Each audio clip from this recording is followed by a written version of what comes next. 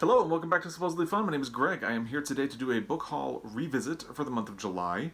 I've been doing these all year. Basically what happens is I go back to my book hauls from 1 year ago and check in with a status update on how many of them I have read, how many I have not read.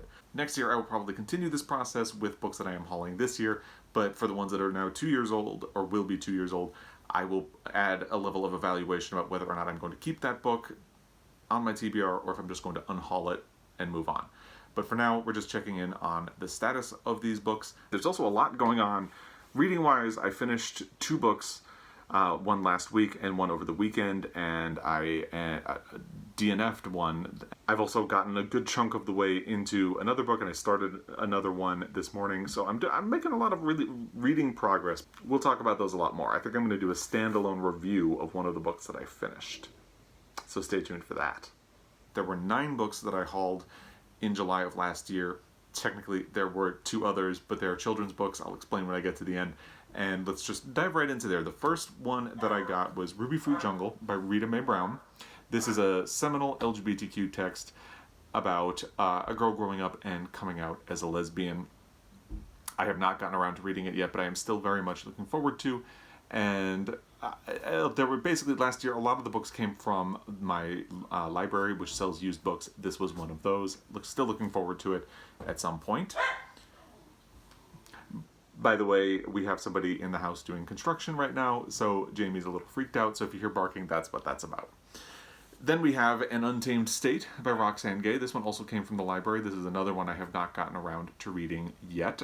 Roxane Gay is an author I want to read more of. I listened to an audiobook of hers last year called Hunger and want to do more. This is actually a novel by her. It's supposed to be a little bit difficult to read, but I've heard really good things about it nonetheless, and I would like to get around to it at some point. Since I've done a nonfiction book by her, I think it would be interesting to do a fiction as well.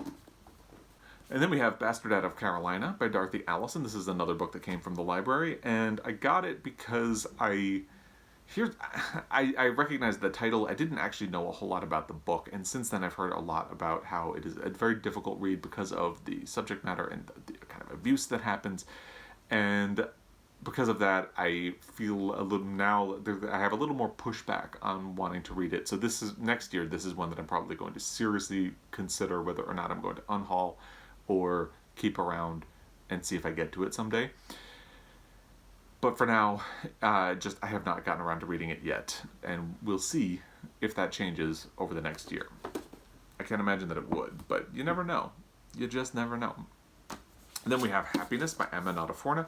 This is the last one that I got from my library last year, and I got it because the subject matter of this book concerns me a little bit. It sounds odd. So there's a fox sighting and 2 people whose lives come together, and then over the course of a day, I think, if I'm remembering correctly, their lives just kind of intertwine. And it sounds odd to me, and I've heard mixed things, but enough mixed in a way that sounded interesting. So when I saw it at the library for $1, I snapped it up, and it was, at the time, last year, it was competing in the BookTube prize. It did not ultimately win.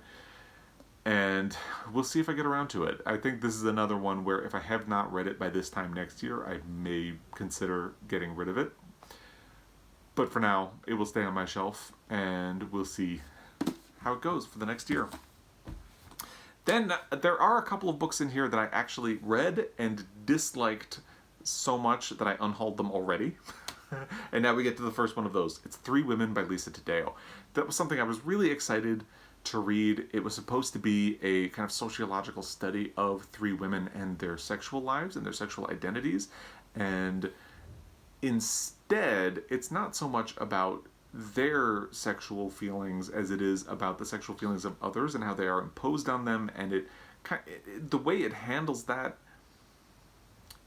is really problematic, I think. And I heard a lot of reviews. Even by the time I did the book haul, I had seen Jacqueline from 6 Minutes for Me do a review of it where she talked about how basically it's supposed to be about the sexual desires of these women, but the sexual desire is not theirs, it's someone else's. It's like, but the desire that's forced on them. And if the book was aware of that, it would be fine, it could be interesting, but the book really doesn't seem aware of that. And I started to read it and was seeing all of those problems for myself, so I immediately stopped reading it brought it to my local used bookstore, dropped it off, and hope to never hear from it again. And we can leave it at that. Then we have a book that I actually plan to unhaul as soon as my local used bookstore starts accepting books again, if they will still take a hardcover of it. It's The Far Field by Madhuri Vijay. This was another book that I was really looking forward to and just did not like. I described the plot of it as saying it reminded me of A Fine Balance by Rohinton Mistry, which was one of my 2 favorite books of last year. And this did not live up to that. I read it for the BookTube Prize earlier this year and really did not like it. I thought the plotting was kind of insane. The things that the characters do did not make sense. I think there were a lot of problems with the plotting in this book, and I just didn't get along with it. So I am actually planning to unhaul this one, but I did read it. Then we have another book that I decided to unhaul after I read it. It wasn't bad, but I didn't really like it that much. It's Pervert by Remy Boydell. It's a graphic novel / graphic memoir about a trans woman surviving the sex trade in Seattle. And from what I remember of the experience of reading it, it's fine, but it also feels very superficial. Like, it's not doing a lot of work to delve into its subject matter or reveal anything much about the character and the situation. Everything about that kind of comes from the context of what they're doing. And I didn't after I finished it, I just kind of felt a little clinical and a little cold toward it. So I took it to my local used bookstore, traded it in, and got something else. But it wasn't necessarily bad, like, say, Three Women. It certainly wasn't on that level. But it didn't interest me enough to keep around. And I hope that makes sense. Then we go to Housemaid of Dawn by N. Scott Momaday, I don't know how to pronounce that. This was something that I found in my local used bookstore and picked up because it is a Pulitzer Prize winner, therefore it is part of my Pulitzer Prize project. And the author was the first Native American to win the Pulitzer Prize. To my knowledge, is still the only. But I could be wrong about that. I have not read it, but since it is on my Pulitzer Prize project, I will certainly be getting around to it, and this is one that kind of intrigues me based on its subject matter, which is about a mixed blood Indian who's kind of caught between that culture where he's not white enough to be part of regular society. Regular society is a terrible way of phrasing that, hopefully you understand, but also not native enough to be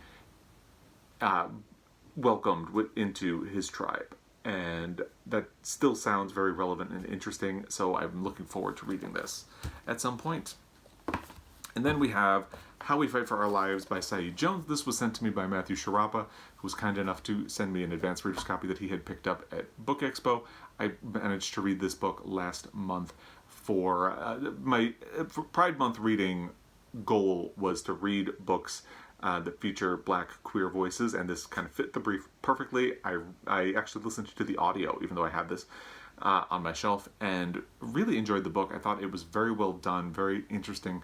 I mentioned in my wrap-up of it that the title actually takes on a very different meaning because it talks about the experience of growing up and facing discrimination for being Black, and then growing up even more and facing discrimination for being gay, and then the double discrimination of being Black and gay.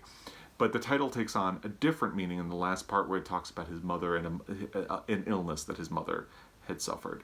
And I really enjoyed this. I thought it fit the brief for what I wanted to do in my Pride Month reading this year perfectly.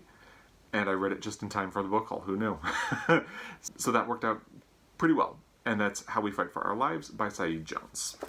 So those are the books that I hauled. Then there were 2 children's books that Matthew Sharapa actually had sent with How We Fight for Our Lives from the publishing company he worked for at the time. The first was Prince and Knight. Now, obviously, I have read this, but it feels kind of unfair to count a picture book in with that because it's only small. It's a picture book. It's not that difficult to read, but it is also very adorable. And I still kind of think about it, and I do wish that there had been picture books like this when I was a small child. So thank you again to Matthew. And the other one he sent me was my first big book of trucks coloring book. The reason he sent it to me is because, see the similarity? And it's still fun. I have not colored in anything in this book. There is a photo that you can color in of that dude, with the mustache, if I can find it. It's here somewhere, I think. I thought I remembered there being a picture. Maybe I'm wrong. Huh, I just made it all the way to the end and I didn't see it. Let's try this one more time. This is very thrilling for you to watch me flip through this book. I'm sure. Ah! Here it is, right at the beginning. Boom. So I could color myself if I wanted to. Yeah, still jealous? Anyway. Oh, hi. So I'm editing this video and realizing that I didn't do a scorecard. So let's do that now. So there were 9 adult books in this book haul. Of those, I've read 4, which is pretty good. That's almost half. And of those 4 that I've read, I already unhauled 2 of them, and I have a third that I am thinking of unhauling. So this track record of the books that I have read is not that great.